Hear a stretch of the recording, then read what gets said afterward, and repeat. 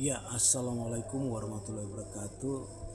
Saya dalam perjalanan saya tentang Indonesia dalam beberapa wilayah besar dari dari Papua ke Surabaya, Kalimantan, terus ke daerah Sumatera dan di Pulau Jawa sendiri, Jakarta dan Jabodetabek.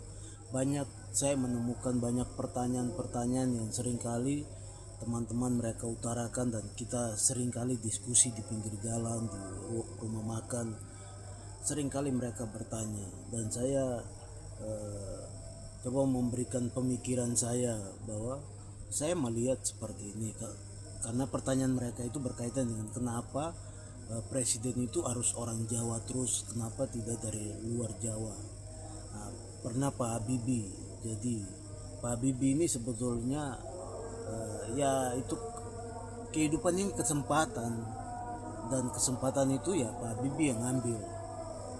Terlepas dari ada figur-figur dan tokoh-tokoh yang masuk yang digade-gadekan, bahkan mungkin Pak Soeharto waktu itu mau langsung merekrut pribadi, atau kalau kita lihat secara politik zaman itu mungkin Pak Wiranto juga bisa masuk kalau Pak Wiranto bisa bermain politiknya bagus. Tetapi ya itu keadaan, dan semua itu kehidupan ini kesempatan sebetulnya. Seperti seorang wartawan bikin berita itu, bagaimana angle berita yang bagus dibaca banyak orang, angle berita yang menggigit benar pembacanya dan penasarannya lebih tinggi. Nah, seperti itulah orang menjadi pemimpin, atau negara ini harus berubah, atau seseorang mencari pekerjaan, peluang, bisnis dan sebagainya. Itu adalah kesempatan sebetulnya. Bagaimana kesempatan itu datang buat kita, terus kita ambil, kita manfaatin dengan baik. Itu yang perlu perlu eh, jiwa yang pemikiran yang tinggi, terus keberanian yang matang. Kalau itu terjadi dalam kehidupan seseorang, tetap diambil kesempatan itu untuk menjalankan apa yang dia meyakini. Nah, seperti itulah negara ini. Selama ini kita lihat dalam perjalanan sejarah, Pak Soeharto mengambil Pak Habibie, orang dari luar suku Jawa. Nah, kenapa suku Jawa yang selalu pertanyaan? Kenapa suku Jawa? Suku Jawa itu mulai dari Brebes, Banyumas sampai dengan Surabaya, Jawa Timur. Itu suku Jawa. Kalau suku Sunda jadi ada dari Cirebon ke Banten, itu suku Sunda semua yang tinggal. Jadi kita melihat kenapa tidak orang Sunda yang naik, karena ada banyak pemikiran, ada banyak faktor yang dalam perjalanan sejarah bangsa ini, perjalanan suku-suku yang ada dalam pembentukan kemerdekaan juga semua terlihat, terbaca semua, sehingga kita bisa lihat kenapa pertanyaan kita adalah kenapa orang-orang dari suku Jawa jadi presiden. Pak Habibie itu adalah kesempatan yang eh, semua orang punya ada, tapi ya mungkin tidak ambil karena langsung ada sebuah momen kecil pun dimanfaatin, sehingga Pak Habibie naik di zaman itu dalam perjalanan sejarah kita. Tetapi hari ini kita lihat pertanyaan-pertanyaan itu terus muncul, kenapa tidak orang di luar Jawa, sehingga hari ini kita bisa lihat banyak orang membangun partai. Ya salah satu ke sana sebetulnya, dari partai perahu kapal atau perahu yang namanya partai, bisa loncat masuk ke sana, bisa mewakafkan diri untuk menjadi calon presiden atau minimal wakil presiden. Tetapi semua itu kan kita lihat bagaimana kemampuan pribadi-pribadi yang mengambil inisiatif dalam berpolitikan Indonesia itu semuanya tidak terbaca, tidak terbawa dengan ini.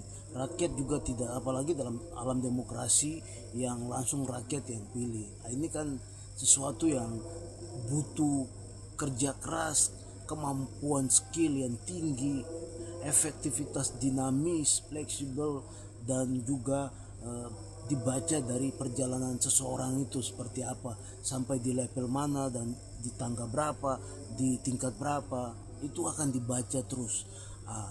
Pertanyaan-pertanyaan itu yang muncul sampai hari ini. Kita memang perlukah orang di luar suku Jawa itu jadi presiden, yaitu kita akan bicara analisa-analisa itu. Kalau bagi saya alasan-alasan ini kenapa orang Jawa, memang masih ada orang Jawa. Karena yang pertama, faktor pertama yang saya perhatikan itu orang Jawa ada di seluruh Indonesia, dan dia tidak tinggal dari Aceh sampai Papua, itu seluruh orang Jawa ada. Orang Jawa itu, suku Jawa itu tidak tinggal di kota aja, sampai di kecamatan, sampai di desa, semua ada. Nah, itu faktor pertama menurut alasan saya ungkapkan.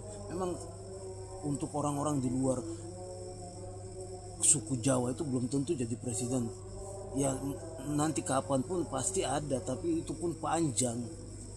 Untuk sekarang sampai dengan 100 tahun emas Indonesia itu pasti suku Jawa. Dan yang kedua, kalau kita lihat dalam sejarah peradaban sampai hari ini, kalau saya baca sih Borobudur adalah peradaban kuno yang ada di Pulau Jawa, tapi khusus ada di Jawa Tengah. Kenapa Borobudur ada di sana? Karena Borobudur itu adalah peradaban bagaimana kompetisi kehidupan zaman batu sampai dengan zaman orang mengenal pengetahuan itu. Zaman itu aja sudah dibangun Borobudur, dan Borobudur itu adalah satu peninggalan yang kita tidak bisa bantah. Dari agama manapun tidak bisa bantah bahwa Borobudur adalah satu kegiatan yang zaman itu di generasi itu dilakukan dengan demokrasi yang tinggi, dengan beberapa raja yang ada di Pulau Jawa, dengan juga kalau kita lihat sekarang agama Hindu. Makanya saya bilang kalau sekarang kita lihat peradaban Indonesia itu ya Borobudur itu akan menjadi patokan untuk orang jadi pemimpin, khususnya presiden di Republik Indonesia. Karena di luar dari Borobudur itu enggak mungkin.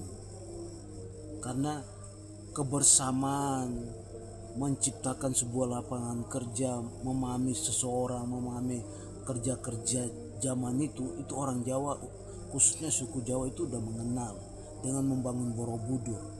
Jadi kemegahan-kemegahan yang zaman itu orang Jawa sudah bangun, sehingga dia bisa memahami. Sekalipun zaman itu mungkin ada kerja-kerja paksa, kerja-kerja rudi, tapi orang Jawa, suku Jawa itu sendiri sudah membangun hal itu, sehingga itu ada kait, dan itu sudah menjadi hukum alam sampai di generasi kita ini.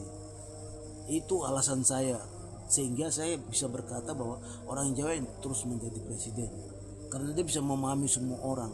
Orang lain di luar suku Jawa emosional, keputusannya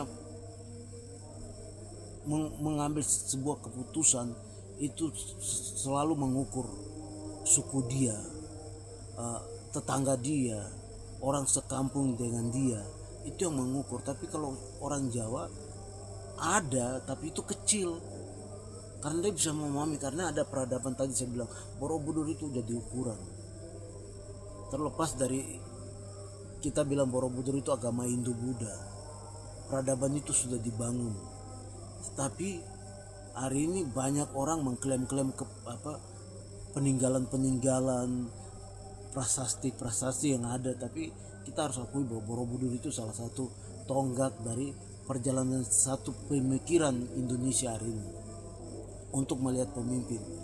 Dan yang ketiga, saya melihat suku Jawa, orang Jawa, suku Jawa itu ada di seluruh agama yang kita anut. Mau 10 agama ke di Indonesia sekarang kan ada 6 agama. Konghucu udah masuk. Keyakinan, agama keyakinan juga ada. Dari 5 agama sekarang 6 agama. Mau 6 agama ke, mau 7 agama ke, mau 8, 10 agama, pasti orang Jawa semua akan masuk ke seluruh agama itu.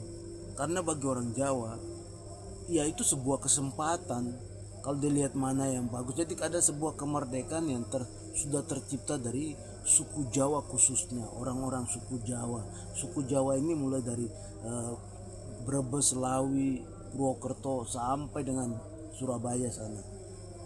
Artinya suku Jawa ini ada Jawa halus, ada Jawa kasar, dibilang Jawa Medoknya juga ada, cuma kan namanya juga suku Jawa, mereka bisa memahami karena suku Jawa ini di seluruh agama yang kita yakini hari ini di Indonesia itu mereka semua ada di agama-agama besar itu, mau agama kecil mau agama primitif ada semua ketimbang suku-suku yang lain. Sehingga kita bisa lihat ini cara berpikir yang bisa memahami semua orang, terlepas dari nanti dia pakai orang Jawa sendiri, itu persoalan lain, tapi secara alamiah itu sudah terpatri, sehingga untuk mencari pemimpin masa depan Indonesia tetap masih untuk orang Jawa. Itu menurut keyakinan saya, karena banyak pertanyaan-pertanyaan dan teman-teman yang banyak kita diskusi, sehingga saya coba untuk memasukkan ini di sebuah channel keyakinan saya tentang presiden masa depan sampai 2045 itu masih ada orang Jawa. Ya kita tidak tahu, dalam perubahan politik bisa saja chaos, tapi kan kita bukan bicara chaosnya, kita bicara hal-hal yang positif untuk masa depan bangsa ini. Assalamualaikum warahmatullahi wabarakatuh.